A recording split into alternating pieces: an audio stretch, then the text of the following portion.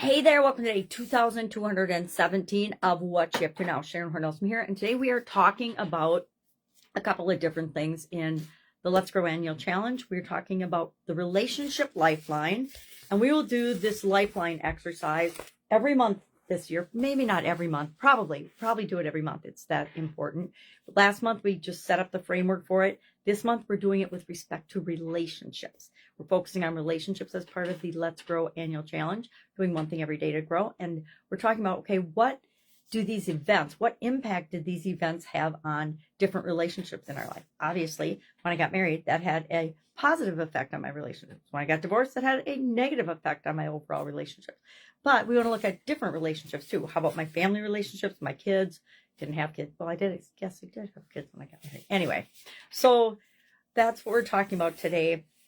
It's one of my favorite exercises because it helps us to see connections and patterns in our behavior and lessons learned that we can learn and apply to different areas and different situations in our life.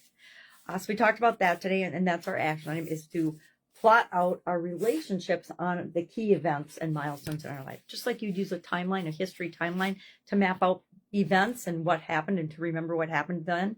We do the same thing in our life with different areas and aspects of the events that have happened in our life, because history is fun to learn about, right? But there's nothing more important to learn from than our own life experiences. So talking about that today. If you need help with that, of course, always ask. There's also write-ups and more information in both the Let's Grow Annual Challenge private Facebook group page, as well as the Get Up and Go Challenge private Facebook page. And they're just private so that we don't have a bunch of spam and scam and all kinds of other nonsense like we see on social media sometimes, right?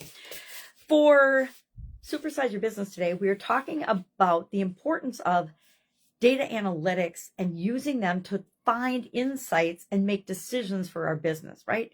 I've worked for a lot of companies, and even in my company, when I first started one of my businesses early on, back in the mid-1980s, we collected data and tracked all different crazy things, yet after spending hundreds and hundreds, if not thousands of hours doing that, I realized we weren't using the information we were gathering for anything, right? We weren't using it to make decisions. We weren't using it to compare, contrast, or improve our processes or our procedures. We were just collecting it and documenting it and then letting it languish in files, lots and lots of data and files, because that was just as computers, we were starting to use computers more for our businesses, but we weren't, nothing was automated. We didn't have apps that tracked and did everything and made us nice graphs and analyzed things.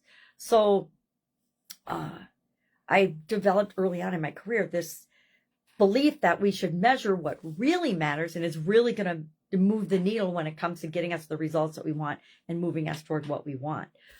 And learned that and was reinforced in corporate America. In my corporate career, I spent over a quarter century in corporate America, and we did the same thing. We reported on and did a lot of non-value added activities as managers and leadership groups. And that just lit a fire under me to find more efficient, more effective ways of doing absolutely everything. And one of those is measuring things, what we measure, what we look at, the key performance indicators, because everything isn't going to give us the quick snapshot that we need to make better decisions and to help our business to grow faster. So we've talked about that today for Supersize Your Business. That's it. If I can help you in any way, hit me up and ask. Otherwise, I am on the road for a little while, and when I'm home, I'm home. But for right now, I've cleared my schedule for some personal reasons, and I am available if you ask. Have an awesome day, and I'll, of course, be with you tomorrow.